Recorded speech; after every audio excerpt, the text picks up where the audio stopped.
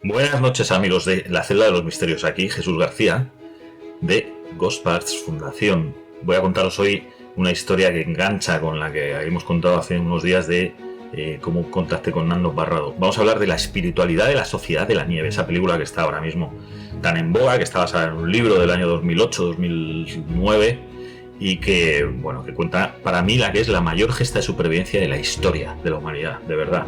Lo que hizo Nando Parrado con su amigo Roberto Canesa no tiene parangón en ninguna otra situación o circunstancia humana.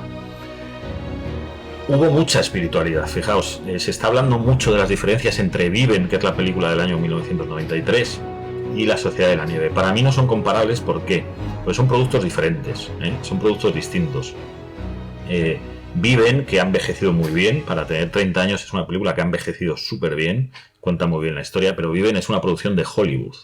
De Nando Parrado hace Ethan Hawke y tiene, pues, por ejemplo, momentos, ¿cómo decirlo?, de música épica, por ejemplo, ¿no? Que no, pues, rollo Señor de los Anillos o Star Wars, ¿no? Momentos álgidos que por la música te levanta las emociones, ¿no? Que es algo que se hace en el cine, ¿no?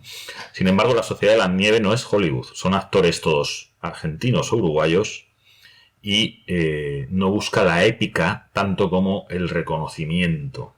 No solo de los que sobreviven, que es en lo que está basado Viven, sino también los que fallecen, ¿no? Y pues está grabada en versión original, que es el castellano, con acento uruguayo, y yo diría que La Sociedad de la Nieve es casi una experiencia inmersiva, que no busca tirar de las emociones de forma artificial, como hace Hollywood, sino desde las entrañas, desde las tripas, ¿no? De la experiencia de estos chicos que vivieron aquella tragedia y que algunos de ellos, uno de cada tres solo, sobrevivieron. Una cosa que sí que he hecho en falta en La Sociedad de la Nieve, que es un peliculón, me encanta, soy fan, la he visto ya 3 veces, pero sí que he hecho en falta que se detenga un poco más en la espiritualidad que vivió La Sociedad de la Nieve. En Viven se ve un poco más, tampoco mucho más, pero un poco más, ¿no? Pues se les ve rezando el rosario cada noche, como así hacían en el fuselaje del avión, pero en La Sociedad de la Nieve no tiene presencia esta espiritualidad. Yo creo que es algo que en una entrevista, por ejemplo, que oí hace poco a J. Bayona, que es el director, le preguntaron, ¿no?, que si tenía un metraje como de 6 o 7 horas de película, pero que hubo que ir quitando cosas, y dijo que sí, que efectivamente era así, y que él tuvo que reducir todo lo que tenía a lo esencial. Y J no es un tipo espiritual. Yo no sé si es ateo o agnóstico o cómo vive él estas cosas, pero Bayona no es un tipo espiritual y para él esa parte no era esencial, aunque sí que lo ha sido para los supervivientes y sí que lo fue durante aquel tiempo. En el vídeo de hace unas semanas contaba la anécdota, por ejemplo, ¿no?, de que rezaban el rosario en el fuselaje todas las noches, liderados por Carlitos Páez, que era el más jovencito, cumplió 18 años allí en la cordillera, y rezaban el rosario, pero no terminaban con las letanías, sino con el rezo de la salve. Meses después del rescate, supieron que el lugar donde se estrelló el avión y donde se reposó el fuselaje, que fue su hogar, su inhóspito hogar durante 72 interminables días, es un valle de un glaciar que se llama el Valle de las Lágrimas. Y pues qué connotación tan bonita, ¿no? Saber que en ese rezo de la salve, en este Valle de Lágrimas, ¿no? Y así se llamaba el valle, ¿no? Habrá quien vean esto una mera casualidad. Yo creo que todo está conectado en realidad, ¿no? No hay... Dios no da puntada sin hilo. Y luego también, bueno, pues como no, esa caminata de Nando Parrado en la que confiesa que rezó miles de Ave Marías. Hay una anécdota muy bonita de Coche Inciarte. Bueno, muy bonita, posiblemente bonita no sea la expresión, ¿no? Muy intensa, muy dura de la presencia de Dios, ¿no? El 10º día del accidente sufren la avalancha. En la avalancha fallecen 8 de los supervivientes. Y el fuselaje donde están ellos dentro se queda reducido a un espacio muy pequeño porque la nieve les quita espacio, obviamente, y permanecen 3 días enterrados bajo toneladas y toneladas y metros de nieve en una situación horrible porque están a oscuras, empapados de agua por la nieve, sin ver la luz del sol, hacinados con los cadáveres de los que fallecen en la avalancha y pues en unas circunstancias terribles y tremendas, en una especie de zulo congelado, una nevera insoportable. Y ya el tercer día Uno de ellos hace un túnel a través del... rompe la ventanilla de la cabina de los pilotos, hace un túnel, una especie de pasadizo muy estrecho, hasta que llega a la superficie y cuando salen allí, de uno en uno, porque, como digo, era un espacio, un pasadizo minúsculo. Coche, Incierte, contaba que al llegar allí y salir a la superficie hacía un sol espléndido, una luz que les cegaba, y que él al salir por aquella especie de conducto de parto, dice ahí nací a la vida de nuevo. Para él fue como salir del sepulcro y 3 días después resucitar. Y dice que ahí tuvo una experiencia tangible de Jesucristo resucitado, con Jesús resucitado, dice él. Y que a partir de ahí tuvo otra visión, no solo de su experiencia en los Andes, sino de la vida, ¿no? Hemos salido de la muerte. Y esto es lo que contaba Coche, que Coche falleció este verano pasado de 2023. Por una enfermedad. De los 16 supervivientes han fallecido ya 2, Javier Metol y Coche Incierte, y Coche contaba esto, ¿no? Y muchos otros contaban, ¿no?, cómo vivieron y sintieron la experiencia de Dios. Es cierto que algunos de ellos, no pocos, se enfadaron con Dios.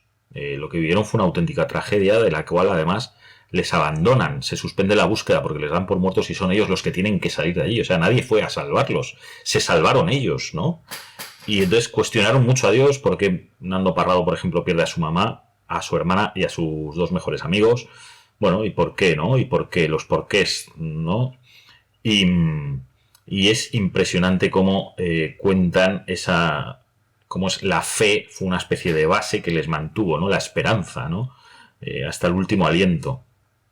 Y es así, ¿no? Como vivieron esa espiritualidad. Si leéis el libro de la Sociedad de la Nieve, vais a ver muchos detalles de esa espiritualidad.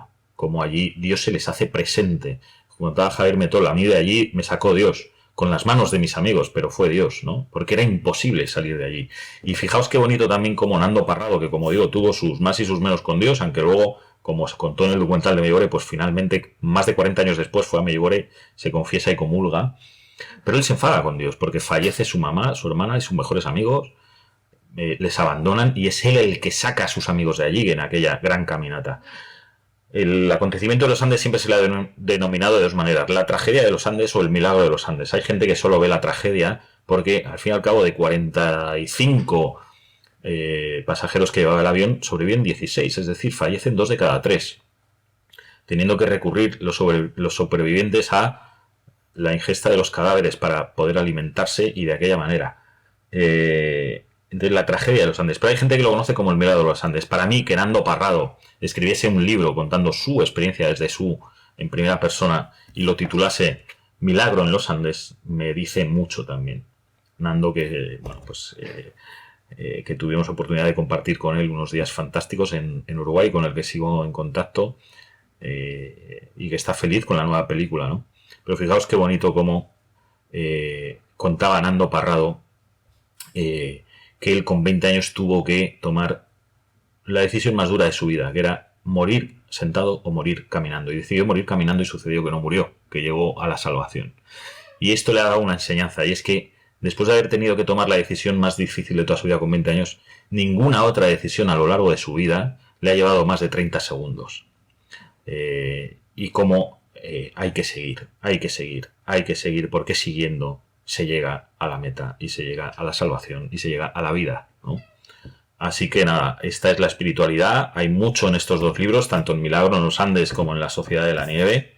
De la espiritualidad de la Sociedad de la Nieve.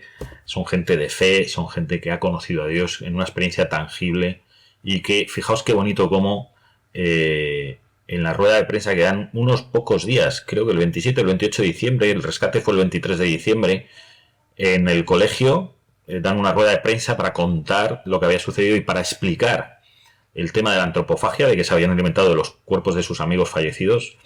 El que toma la palabra dice: entendimos que igual que el Señor en la última cena dijo, este es mi cuerpo y esta es mi sangre, y para vivir necesitáis alimentaros de él, nosotros vivimos aquella circunstancia como una Eucaristía, como una comunión, porque nuestros amigos fallecidos nos daban su carne y su sangre para nosotros poder agarrarnos a la vida.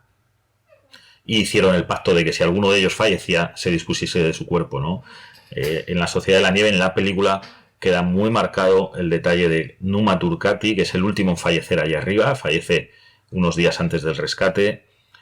Escribe en un papel una frase que es: no hay amor más grande que la del que da la vida por sus amigos. Y esto es lo que hace que Roberto se anime a esa caminata final suicida kamikaze en unas circunstancias imposibles, que no les detuvo y que dio con el rescate de los 16, que hoy, si juntan entre nietos y bisnietos, suman más de 100 personas. Es un canto a la vida, es un canto a la esperanza, es un canto al amor esta experiencia, y allí donde hay vida hay amor y hay esperanza, pues obviamente quien está también es Dios.